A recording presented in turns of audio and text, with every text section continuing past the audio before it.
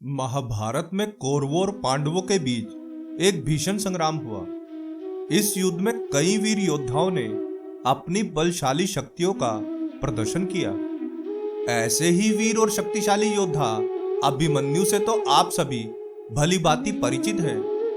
लेकिन क्या आपको एक अन्य वीर योद्धा इरावन की शक्तियों का अंदाजा है, जिस वीर योद्धा की मृत्यु के बाद श्री कृष्ण को उनकी विधवा मानकर पूरा दिन विलाप करते रहे?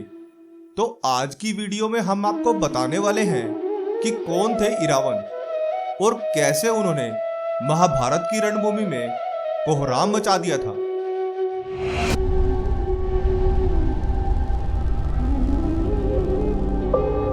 प्रणाम मित्रों, ज्ञान और वैराग्य चैनल में आपका बहुत स्वागत है। यदि आपने अभी तक हमारे चैनल को सब्सक्राइब नहीं किया तो जल्दी से कर लें और वीडियो को लाइक करना ना भूलें। तो आइए शुरू करते हैं आज का यह वीडियो। कौन थे इरावन?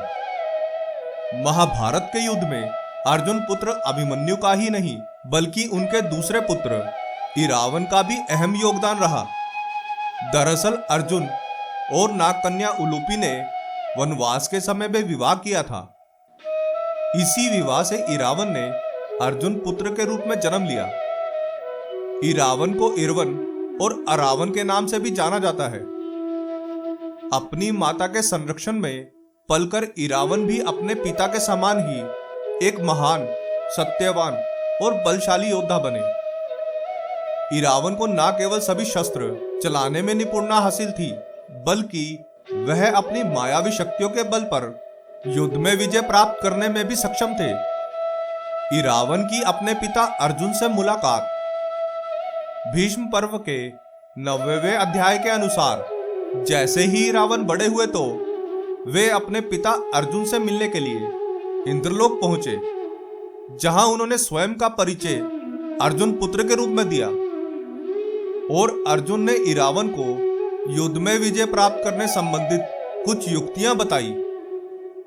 इन युक्तियों के आधार पर ही इरावन कुरुक्षेत्र की रणभूमि में कौरवों की विशाल सेना को पराजित करते हुए निरंतर आगे बढ़ते रहे।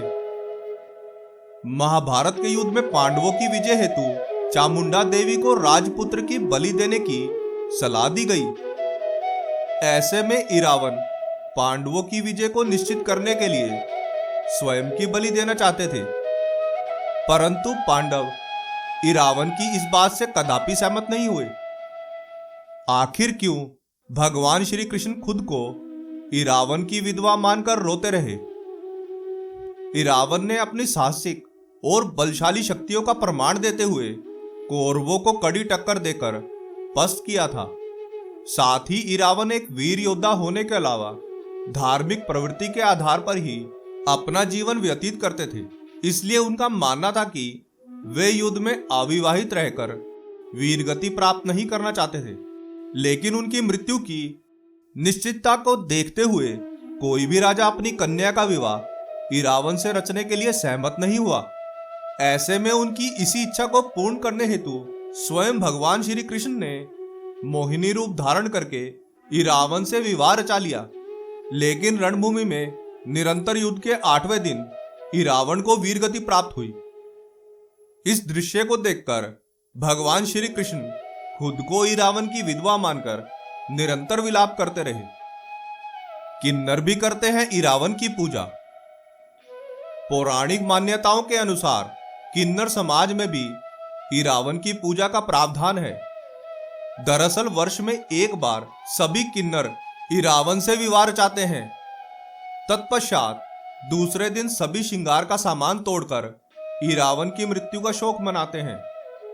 यहां तक कि तमिलनाडु के विल्लुपुरम जिले में इरावन की पूजा के लिए एक विशालकाय मंदिर का भी निर्माण किया गया है। युद्ध में इरावन का साहसिक प्रदर्शन। महाभारत के भीष्म पर्व के 83वें अध्याय के अनुसार इरावन ने अवंती के राजकुमार विंद और अनुविंद को युद्ध में भयंकर टक्कर दी। इरावन ने युद्ध के 7वें दिन इन दोनों भाइयों को अपने साहस से पराजित कर दिया।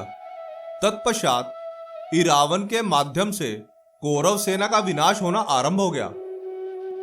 भीष्म पर्व के 91वें अध्याय में युद्ध के 8वें दिन के दृश्य को दर्शाया गया है, जिसके अनुसार पांडवों को शकुनी और कृतवर्मा की बड़ी सेना ने सुंदर घोड़ों पर सवार होकर घेर लिया।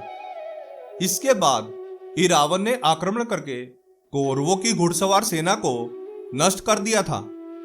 लेकिन इस पराजय का बदला लेने के लिए शकुनी के 6 पुत्रों ने इरावन को अपने चक्रव्यूह में फंसा लिया। हालांकि अर्जुन के इस बलशाली पुत्र ने अपनी वीरता का परिचय देते हुए इन 6 योद्धाओं का वध कर दिया था।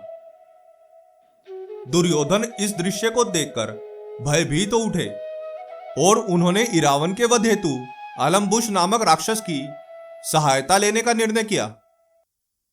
इरावन और अलम्बुश के मध्य माया युद्ध आरंभ हो गया। इरावन के आक्रमण से अलम्बुश का जो भी अंग कटता वह फिर से उसी अवस्था में उत्पन्न हो जाता। जैसे ही अलम्बुश को इरावन की शक्ति का आभास हुआ तो उसने अपना विशाल रूप धारण करके इरावन को बंदी बनाने का प्रयत्न किया। तभी इरावन की सहायता के लिए मात्रकुल से नागों का समूह युद्ध में पहुंच गया। सभी नागों की सहायता से इरावन ने शेषनाग का रूप धारण कर लिया। ऐसे में अलम्बुश ने भी अपनी बुद्धि का प्रयोग करते हुए गरुड़ का रूप धारण किया और नागों का वध करना शुरू कर दिया। सभी नागों का भक्षण करने के उपरांत अलम्बुश राक्षस ने तलवार से इरावन का वध कर दिया। इस स्थिति को देखकर क्रोध में भीमसेन के पुत्र राक्षस घटोत्कच ने कौरव सेना का संहार कर दिया और इरावन की वीरगति का प्रतिशोध लिया।